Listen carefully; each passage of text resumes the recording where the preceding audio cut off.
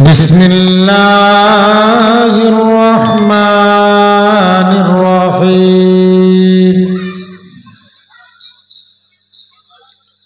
या अय्युहल्लज़ीना आमनू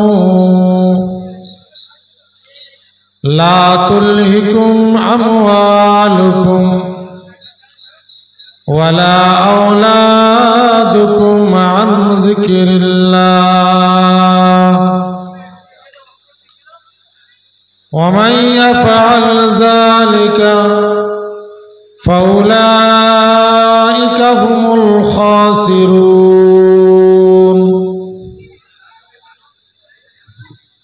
वअन्फ़िक़ू मिम्मा रज़क़नाकुम मिन क़ब्लि अन यअतिय अहदकुमुल मौत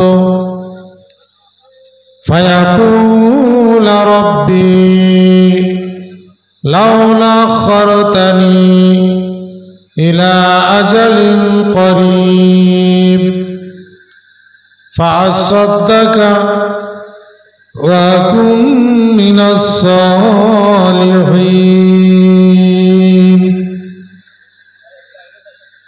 आमन्तु बिल्लाहि सदक़ल्लाहुल अज़ीम। वक़ाल अल्लाहु तआला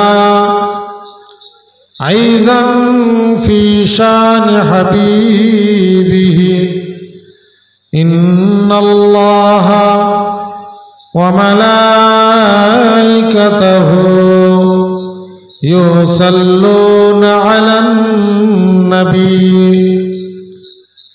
या अय्युहल्लज़ीना आमनू सल्लु अलैहि वसल्लिमू तस्लीमा।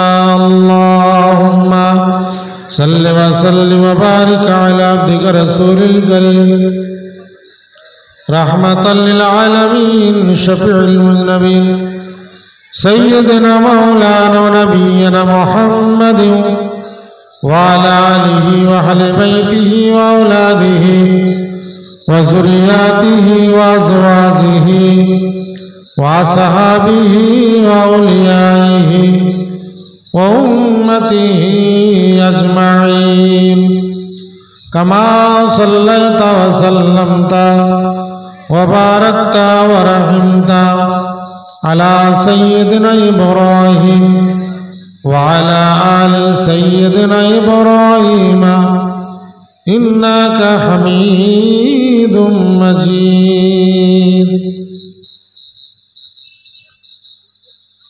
যা কিছু প্রশংসা সবই গো তোমার, যা কিছু প্রশংসা সবই গো তোমার, বিচার দিনের মালিক তুমি।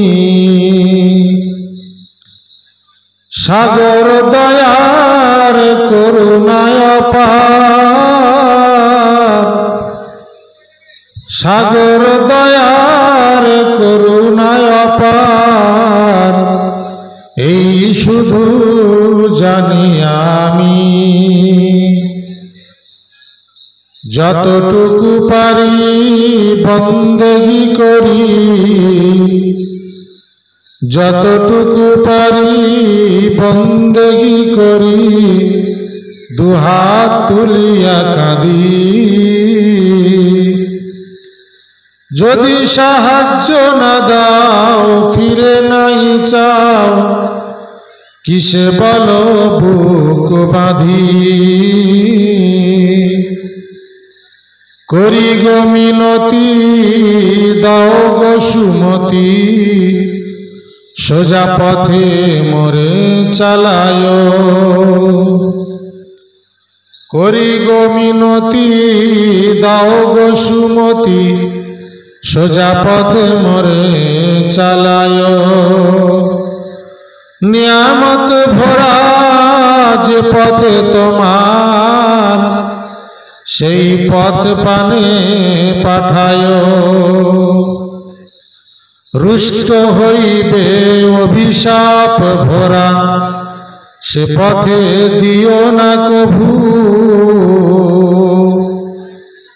তব দরবারে নাও দয়া করে, হে আমার প্রিয় প্রভু।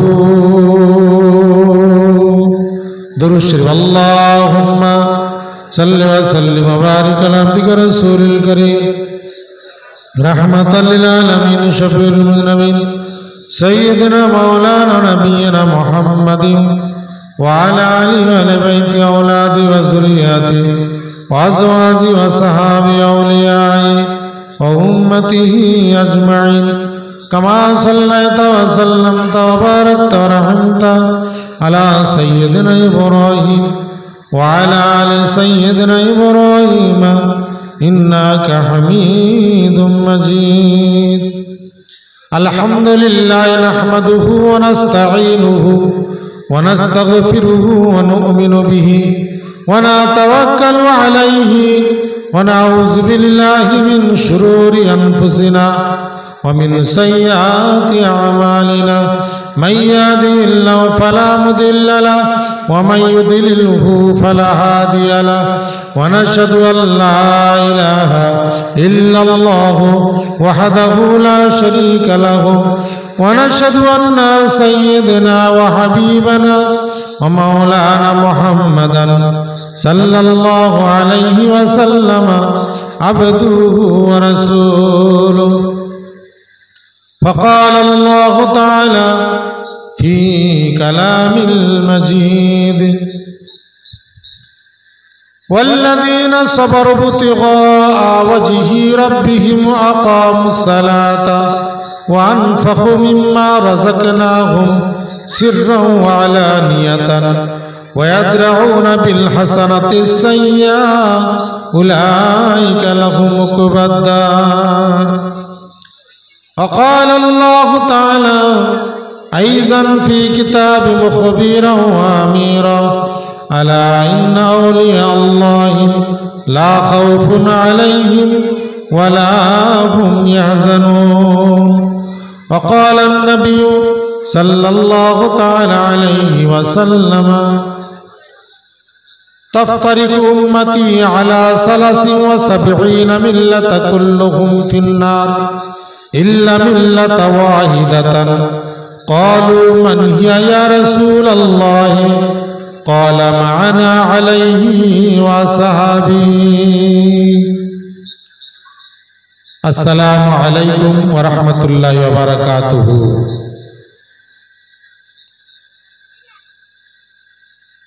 আরে সালামের জবাব তো অন্তত দেবেন যে আপনারা আমার থেকে বুজুর্গ ব্যক্তি, সম্মানীয় ব্যক্তি, মুরব্বী ব্যক্তি, নেককার ব্যক্তি রয়েছে, তো সালাম দেওয়া নেওয়া মানে কি দোয়া নেওয়া দেওয়া।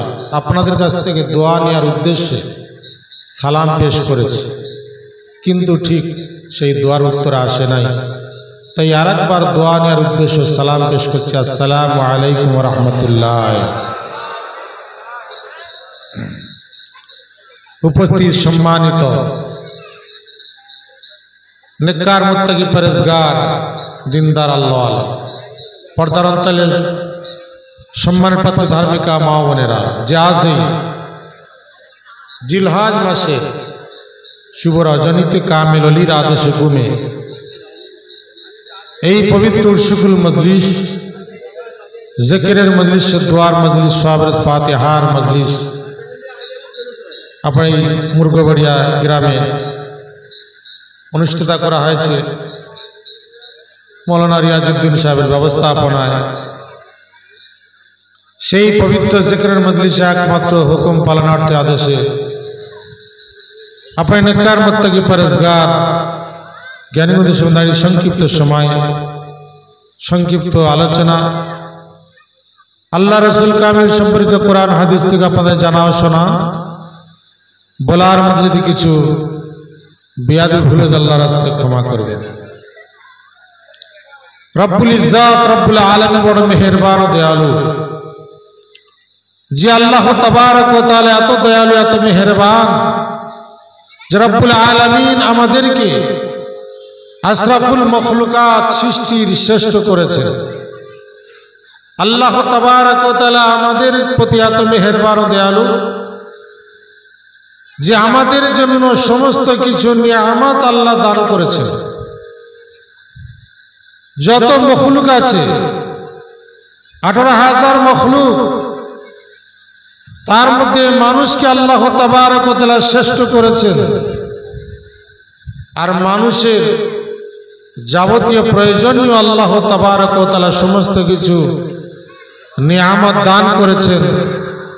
আমরা তার জন্য আল্লাহর কাছে কোটি কোটি শুকরিয়া আদায় করি। জোরে বলুন আলহামদুলিল্লাহ।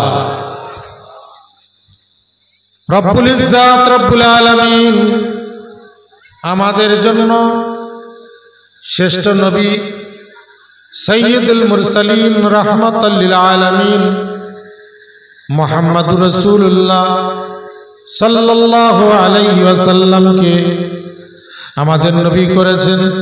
আমরা তার উম্মত হয়েছি। সেই নবীর প্রতি লাখ কোটি দরুদ ও সালাম বর্ষিত। আমরা সকল বলি আল্লাহুম্মা আমিন। রব্বুল আলামিন দয়া করে মেহেরবানি করে আমাদের জন্য আরো একটা সুব্যবস্থা রেখেছেন। আমরা সেই নবীদের যুগ পাই নাই, সাহাবা তাবিঈনদের যুগ পাই নাই, পেয়েছি বর্তমান সময় কামেল ওলিদের যুগ, আল্লাহর দোস্ত বন্ধুদের যুগ। সেই কামেল ওলির যুগে কামেল ওলির দরবারে যাওয়ার যে আমাদের সৌভাগ্য হয়েছে, কামেল ওলির খানকায়ে মাজার যাওয়ার যে আমাদের সৌভাগ্য হয়েছে। এইরকম একজন কামেল ওলি মুজাদ্দিদুজ জামান কুতুবুল আলম হযরত মাওলানা শাহ সুফি মুফতি আজানগাছি রাহমাতুল্লাহ আলাইহির মজলিসে যখন আমরা কিছুক্ষণ বসতে পেরেছি, তার জন্য আরেকবার শুকরিয়া আদায় করে বলুন আলহামদুলিল্লাহ। এই যে মজলিস, জিকিরের মজলিস, দোয়ার মজলিস, সবরে সালাত ফাতিহার মজলিস, তওবা কবুল হওয়ার মজলিস। জোরে বলুন সুবহানাল্লাহ। যে মজলিসের মাধ্যমে আল্লাহর দরবারে তওবা কবুল হয়, যে মজলিসের মাধ্যমে আল্লাহর দরবারে প্রার্থনা কবুল হয়, যে মজলিসের মাধ্যমে আল্লাহ তাবারক ওয়া তাআলা গুনাহ মাফ করে দেন। জোরে বলুন সুবহানাল্লাহ। যে মজলিসের মাধ্যমে আল্লাহ রাব্বুল ইজ্জাত রব্বুল আলামিনের মোহাব্বত ভালোবাসা লাভ করা যায়। জোরে বলুন সুবহানাল্লাহ। যে মজলিসের মাধ্যমে আল্লাহ তাবারক ওয়া তাআলা হেদায়েতের নূর, ঈমানের নূর দান করেন। জোরে বলুন সুবহানাল্লাহ। যে মজলিসের মাধ্যমে আল্লাহ রাব্বুল ইজ্জাত রব্বুল আলামিন এই বান্দার আমলনামায় 100 বছরের বেরি ইবাদতের সওয়াব দান করেন। জোরে বলুন সুবহানাল্লাহ। এই সেই মজলিস, অন্যান্য মজলিস আর এই মজলিসের তফাৎ হলো এটাই। অন্যান্য নেক কাজ, সৎ কাজ আর এই নেক কাজ, সৎ কাজের তফাৎ হলো এটাই। যেই মজলিসের এত সওয়াব, এত ফজিলত কেন? এই মজলিসটা কায়েম করা হয়েছে একজন কামেল ওলি, কামেল মুর্শিদ, নবীর নায়েব, নবীর ওয়ারিস, আল্লাহর দোস্ত বন্ধু হযরত আজানগাছি রাহমাতুল্লাহ আলাইহি তার খলিফার আদেশ হুকুমে এই মজলিসটা কায়েম করা হয়েছে, যার কারণে এত সওয়াব, এত ফজিলত লাভ করা যায়। জোরে বলুন সুবহানাল্লাহ। যেই মজলিসে এত সব, এত ফজিলত কেন? যে আল্লাহর ওলিরা, আল্লাহর দোস্ত বন্ধুরা ইলহামের মাধ্যমে তারা মানুষের কাছে আদেশ হুকুম দেন। নবীরা যেমন ওহীর মাধ্যমে মানুষের কাছে আল্লাহর আদেশ হুকুমটা পৌঁছে দেন, পাঠিয়ে দেন। আল্লাহ রাব্বুল ইজ্জাত রব্বুল আলামিন বলেন, আমার নবী, আমার রাসূল যদি কোন কথা নিজের ইচ্ছায় যদি বানিয়ে বলতো মানুষের কাছে, তাহলে আমি আল্লাহ ওই নবীর ঘাড়ের রগটা কেটে দিতাম। আমার নবী একমাত্র ওহির ইত্তেবা অনুসরণ করে, জোরে বলুন সুবহানাল্লাহ। আর নবীর পরে খোলাফায়ে রাশিদিন, তাবে তাবেঈন, এই গাউস কুতুব কামেল ওলি, এই কামেল ওলিরা যে একমাত্র ইলহামের মাধ্যমে আদেশ হুকুম দেয়, যেই মজলিসটা যখন করা হয় আল্লাহর ওলির কাছে জিজ্ঞাসা করা, হুকুম নেওয়া হয়, হুজুর আমি একটা মজলিস করতে চাই, আমি একটা নেক কাজ সৎ কাজ করতে চাই, হুজুর আপনি যদি আদেশটা হুকুমটা দেন, আমার আত্মীয় স্বজন চলে গিয়েছে, আমার পিতামাতা চলে গিয়েছে, আমার বন্ধু বান্ধব চলে গিয়েছে, তাদের সবরেশানি করব। এই আল্লাহর ওলির কাছে যখন বলা হয়, তিনি এবার কি বলেন দেখুন, জিজ্ঞাসা করেন, ও বাবা তুমি নামাজটা পড়ো কি? যে নামাজের কথা আল্লাহ কোরআনে 82 বার ঘোষণা করেছেন, ওয়াকিমুস সালাত, আমার বান্দা বান্দিরা নামাজকে কায়েম করো, প্রতিষ্ঠিত করো। নামাজ হলো সমস্ত নেক কাজের জীবনটা হলো নামাজ। তাই বাবাজি তুমি আল্লাহর আদেশ হুকুমটাকে এটা পালন করেছো, যে নামাজটাকে তুমি কায়েম করেছো। ওই ব্যক্তি বলে, হুজুর আমি নামাজকে কায়েম করেছি। বলে, বাবা তুমি নামাজ কি জেনে শুনে কাজা করো? নামাজ কাজা করে দাও নাকি? কেননা এক ওয়াক্ত নামাজ কাজা করলে 2,88,00,000 বছর দোজখে থাকার উপযুক্ত হয়ে যাবে। এই জন্য করে বাবা এত গুনাহ যদি তোমার ঘাড়ে থাকে, তাহলে এই সব ফজিলত লাভ করতে পারবে না। তাই আল্লাহর ওলি বলেন, বাবা নামাজটা কাজা করবে না, নামাজটা ঠিক মতো আদায় করবে। বলে, জি হুজুর আমি নামাজটা কাজা করি নাই। এবার দেখুন নামাজ কাজা করে নাই, উৎসুকুল মজলিসের অর্ডারটা হুকুমটা হয়ে যাবে। কিন্তু বাবা আমি যদি তাবারুক করতে চাই, আমি যদি তাবারুক করে খাওয়াতে চাই, মানুষকে যদি আমি তাবারুক করে খাওয়াতে চাই, কোরমা করে খাওয়াতে চাই, আল্লাহ জিজ্ঞাসা করেন, বাবা তাবারুকের কি ব্যবস্থা করবে? হুজুর করব। বলছে, বাবা তাহলে শোনো, তোমার ব্যাংকে কি বই রয়েছে?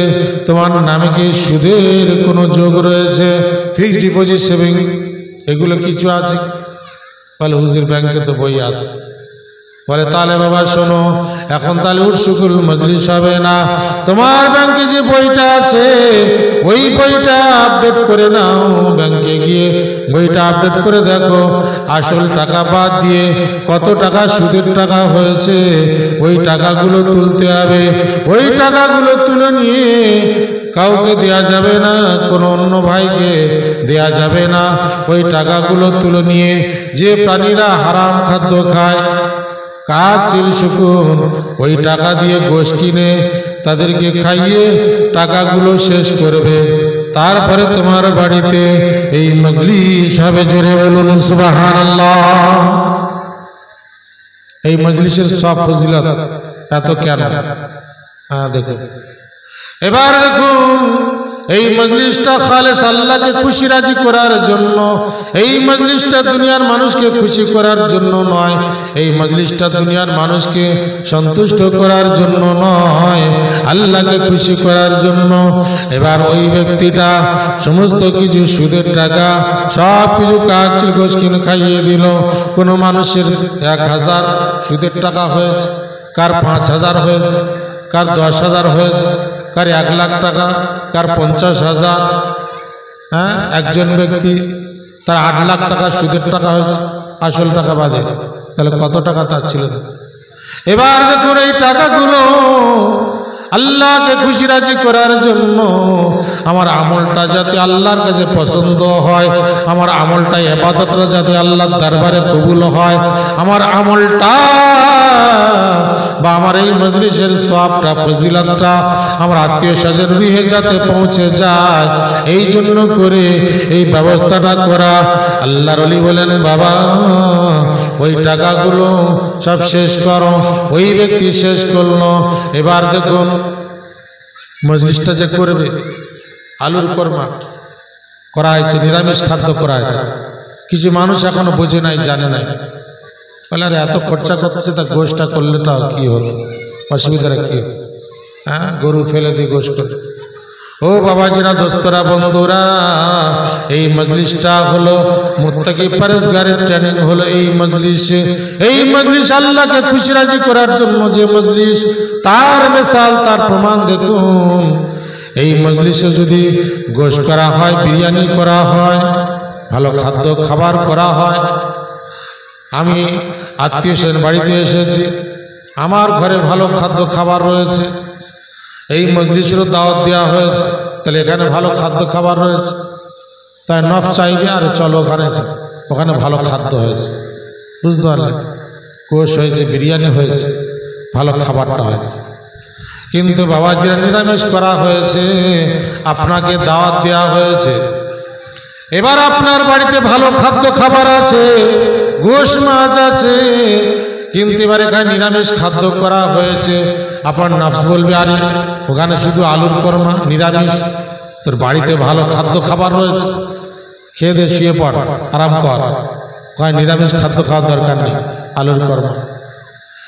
দোস্তরা, বন্ধুরা, নফসের সঙ্গে মোকাবেলা করে ওই ব্যক্তি যদি বলে না না, আজকে আমি ওই নিরামিষ খাদ্যটা খাবো, কেননা ওটার নাম দেওয়া হয়েছে তাবাররুক, আল্লাহর ওলির আদেশ হুকুমে ওই খাদ্যটা রান্না করা হয়েছে, নামাজি ব্যক্তির বাড়িতে হয়েছে, সুদের লেনদেন নাই এইরকম ব্যক্তির বাড়িতে করা হয়েছে, অতএব এটা হলো তাবাররুক। এই তাবাররুকটা যদি খাওয়া হয়, তাহলে আমার আপনার গুনাহটা মাফ হয়ে যাবে। জোরে বলুন সুবহানাল্লাহ। তাবাররুক আরো কি বলা আছে? তাবাররুকটা যদি খাদ্যটা খাওয়া হয়, ওই নফসের সঙ্গে মোকাবেলা করে ওই ভালো খাদ্য খাবারটা ছেড়ে দিয়ে, ওই গোশ মাছটা ছেড়ে দিয়ে, যে আল্লাহর ওলির আদেশ হুকুমে এটা রান্না করা হয়েছে, তাহলে বাবা কি হবে? আপনার দিলের মধ্যে, অন্তরের মধ্যে আল্লাহ হেদায়েতের নূর দান করবে। জোরে বলুন সুবহানাল্লাহ। হ্যাঁ, খালেস আল্লাহকে খুশি রাজি করার জন্য ওই ব্যক্তির নফসানে খতম করে দেওয়া হয়। যে ব্যক্তি মজলিস করে মনে করে আমি গোশ মাছ করবো, আত্মীয় স্বজন আসবে, ভালো লোকেরা আসবে, আলুর কোরমা খাওয়াবো, এখানে নফস খতম, খালেস আল্লাহকে খুশি রাজি করার জন্য, বুঝতে পারলেন? কামেলের আদেশ হুকুমে এই যে মজলিসে দেখুন যে সমস্ত ওয়াইজিনরা আসে, যে একমাত্র আল্লাহর ওলির আদেশ হুকুমে, এখানে কোন নফসানিয়াত নাই, কিছু নাই যে আমি অমুক বড় মৌলানা নিয়ে আসবো, অমুককে নিয়ে আসবো। যারা নফসানিয়াত চালাবে, নফসানিয়াত যদি চালায়, তাহলে সেখানে নেকি কমে যাবে, ফজিলত কমে যাবে, সওয়াব কমে যাবে, আল্লাহর দরবারে কবুল হবে না। আপনার মনে করছে ওকে নেব না, কিন্তু দরবার থেকে তার আদেশ হুকুম দিয়েছে আপনাকে, তাকে যখন নেবেন তাহলে আপনার নফসানিয়াত খতম। আপনার নফসের মধ্যে আর কোনো কিছু নাই, গুঞ্জাস নাই যে না, কামিল দরবার থেকে যার আদেশ হুকুম হবে তাকে নিয়ে আমি মজলিস করব, তবেই সেটা আল্লাহকে খুশি রাজি করার জন্য হবে। কিছু মানুষ নফসানিয়াত চালায়, না না ওকে নেব না, না না ওকে বাদ দিলে তাকে নেব, ব্যাস এগুলো করলে কি হবে? এই মজলিস যে আল্লাহকে খুশি রাজি করার জন্য, তার সব ফজিলাত আপনি পাবেন। এই জন্য করে বাবাজিরা, যে কামিল আদেশ হুকুমে এই যে মৌলানারা যে আসেন, একমাত্র যাদের যাদের হুকুম দেওয়া হয়, তারাই যখন এই মজলিসে আসে, খালেস আল্লাহকে খুশি রাজি করার জন্য এই মজলিসটা হয়ে যায়। এই জন্য করে এই মজলিসের সওয়াবটা, ফজিলাতটা আল্লাহর দরবারে সহজে কবুল ও মঞ্জুর হয়ে যায়। জোরে বলুন সুবহানাল্লাহ। হ্যাঁ, উৎসুকুল মজলিস অন্যান্য মজলিসের তফাৎ হলো এটাই। অন্যান্য মজলিসে দেখুন বড় মৌলানাকে নিয়ে আসবো, 10,000 20,000 টাকা দেবো, ভালো বক্তা আজ নিয়ে আসবো। পয়সা করির দিকে দেখুন, চিন্তা করে বেনামাজির পয়সা নিয়ে, সুদ করে পয়সা নিয়ে, মদ করে পয়সা নিয়ে, হ্যাঁ, সে নামাজ ঠিক মতো পড়ে নাই, তারাই পয়সা দিচ্ছে, বুঝতে পারলেন? তাহলে সেই মজলিসের সব ফজিলত আল্লাহর দরবার থেকে লাভ করা যাবে। ও সব মাইয়েতে রুয়ে পৌঁছাবে না, আল্লাহর দরবারে কবুল হবে না। এই জন্য করে এই মজলিস অন্যান্য মজলিসের তফাৎ হলো এটাই। তাই আমি বেশি আর বয়ান বাড়াবো না, পরে মৌলানা সাহেব রয়েছেন, তাই এই মজলিস খালেস আল্লাহকে খুশি রাজি করার জন্য এই মজলিসে যে ব্যক্তি এসে বসে যাবে, কিছুক্ষণ বসে যাওয়ার কারণে আল্লাহ তাবারক ওয়া তাআলা মুহাব্বত ভালোবাসা লাভ করতে পারবে। আল্লাহ তাবারক ওয়া তাআলা ঈমানের নূর, হেদায়েতের নূর দান করবে। জোরে বলুন সুবহানাল্লাহ। এবং এই মজলিসের মাধ্যমে যে নামাজকে কায়েম করার জন্য, আল্লাহর জিকির করার জন্য, আল্লাহ তাবারক ওয়া তাআলার আদেশ হুকুমকে পালন করার জন্য এই মজলিস থেকে কামিল ওলির তরফ থেকে সেই আদেশ হুকুম দেয়া হয় যে বাবারা নামাজ কাজা করবেন না, নামাজ পরিত্যাগ করবেন না, নামাজ ছাড়বেন না, পিতামাতার খেদমত সেবা করবেন, পিতামাতার অবাধ্য হবেন না, মা বোনেরা স্বামীর শ্বশুর খেদমত সেবা করবে, পর্দার মধ্যে থাকবে, নামাজকে কায়েম করবে, রমজান মাসে রোজা রাখবে। এই সমস্ত আদেশ হুকুম যদি পালন করতে পারে তাহলে কামিল ওলির আদেশ হুকুম পালন করা মানে নবীর আদেশ হুকুম পালন করা, নবীর আদেশ পালন করা মানে আল্লাহর আদেশ হুকুমকে পালন করা। তাহলে ওই ব্যক্তি আল্লাহর কাছে শ্রেষ্ঠ ব্যক্তি হয়ে যাবে। ওই ব্যক্তির আমলটা ইবাদত আল্লাহর দরবারে সহজে কবুল ও মঞ্জুর হয়ে যাবে। জোরে বলুন সুবহানাল্লাহ। রব্বুল ইজ্জাত রব্বুল আলামিন প্রত্যেককে বেশি বেশি করে নেক আমল করার তৌফিক ও ক্ষমতা দান করুন। বলুন আমিন। দুরূদ শরীফ পড়ুন। আল্লাহুম্মা সাল্লি